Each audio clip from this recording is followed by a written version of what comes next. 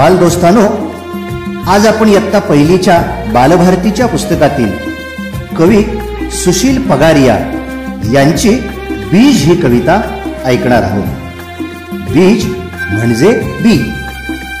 आपल्या अवतीभोवती असणारी छोटी मोठी झाडे, शेतामधील विविध प्रकारची पिके, बागेतील फुलझाडे, फळझाडे ही या बी मधून तयार होतात।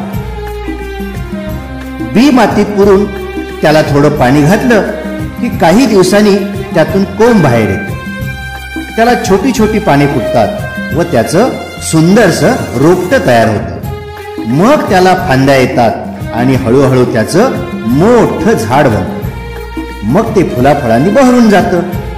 अशी मनाला प्रसन्न करणारी हिरवीगार झाडी या बी मधून तयार होते।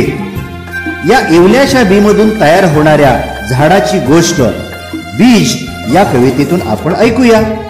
चला तर मग ऐकू गाऊ आनंदे।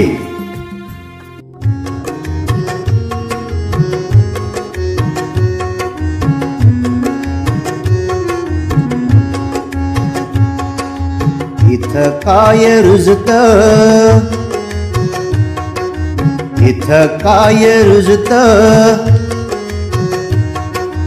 माती खाली निजत, पाण्याने भिजत, माती खाली निजत, पाण्याने भिजत, इथं आहे इवल सुरेक्स बीज, इथं आहे इवल सुरेक्स बीज।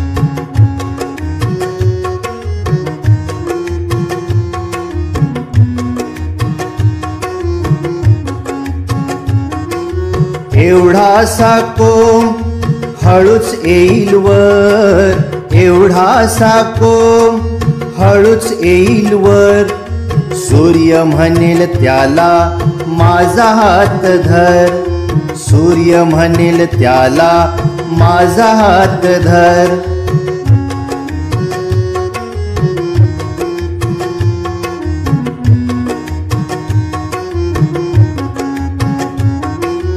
अंगाई गाण वारा गाईल त्याला, अंगाई गाण वारा गाईल त्याला, झुलता झुलता पान येतील त्याला, झुलता झुलता पान येतील त्याला।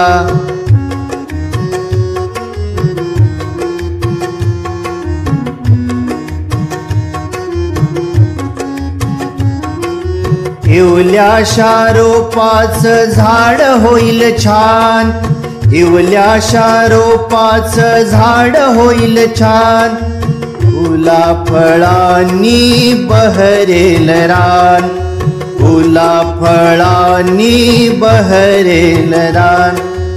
इथं काय रुजत, इथं काय रुजत,